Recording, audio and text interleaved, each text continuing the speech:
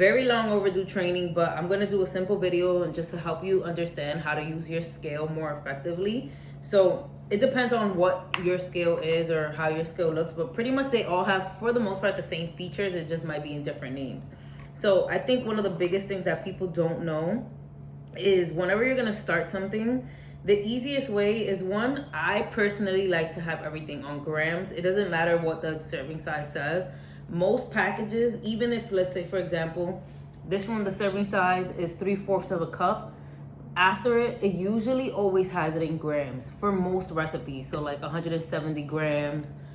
This is chocolate chips. It says the serving size is 1 tablespoon, but it comes out to 14 grams. So for me personally, I like to just put the unit in grams. So you can change the unit. I like to put it in grams since most foods have the grams in. Most foods have the, oh, I turned it off. Most foods have the unit of grams. So I like to just put it on grams. So now it's on grams. Right now, then we're gonna, I don't know what yours says, but there's usually an option to set it back to 0. So what you wanna do is put it to 0.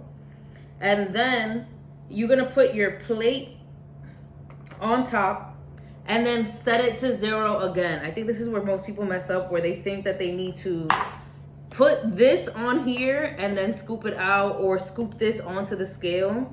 No. So you can put your plate onto the scale and then set it to 0.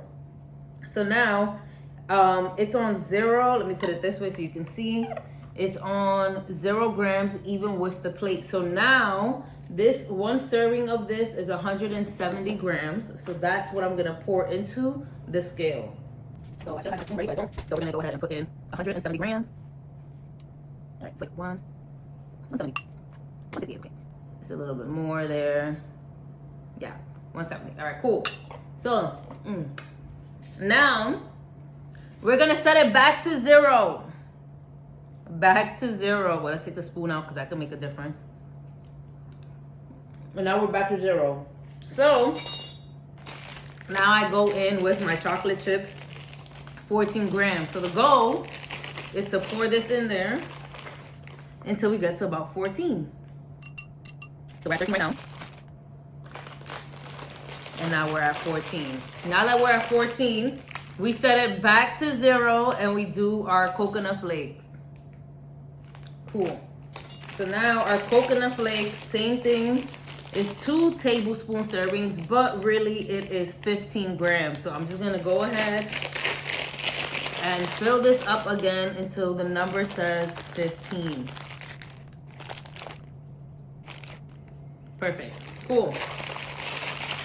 Another simple hack, you could do this with anything. So like, let's say like your peanut butter, let's say snacks, whatever it is, you can put the whole thing on it, set it again back to 0. So you always want to set it back to 0.